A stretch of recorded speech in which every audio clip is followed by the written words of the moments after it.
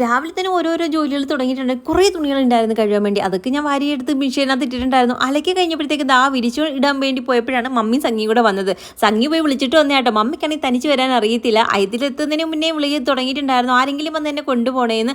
അങ്ങനെ പോയി അവൾ വിളിച്ചിട്ട് വന്നു. പിന്നെ കൊണ്ടുവന്ന സാധനങ്ങൾ എന്തൊക്കെയാണെന്ന് അറിയാൻ വേണ്ടി ഒരു വല്ലത്തെ ക്യൂരിയോസിറ്റി ഉണ്ടല്ലോ. അങ്ങനെ അത് തപ്പി കണ്ടുപിടിക്കുകയായിട്ട് എന്തെങ്കിലും ഞം തിന്നാൻ ഉണ്ടോ എന്ന് അറിയാൻ വേണ്ടിയിട്ടാണ്. ഉണ്ട്, എൻ്റെ ഫേവറേറ്റ് ഐറ്റം ചിപ്സ് ഉണ്ടായിരുന്നു കേട്ടോ. അങ്ങനെ കുറച്ചൊക്കെ ഞാനും സംഗിയും കൂടെ അകത്താക്കിയിട്ടുണ്ടായിരുന്നു. പിന്നെ ഞങ്ങൾ രണ്ടുപേരല്ല, ഞങ്ങൾ മൂന്നുപേരും കൂടെ കാര്യങ്ങളൊക്കെ പറഞ്ഞ് ഇങ്ങനെ ഇരുന്നു. പിന്നെ മമ്മിക്കാണെങ്കിൽ ഒരിടത്ത് അടങ്ങിയിരിക്കുന്ന ഇഷ്ടമല്ല. അതുകൊണ്ട് എന്തെങ്കിലുമൊക്കെ ചെയ്തുകൊണ്ട് ഇങ്ങനെ നിൽക്കും കേട്ടോ. ഇവിടെ വലുതായിട്ട് ചെയ്യാനൊന്നും ഇല്ലാത്തതുകൊണ്ടുള്ള സങ്കടം ഉണ്ടായിരുന്നു മുഖത്ത്.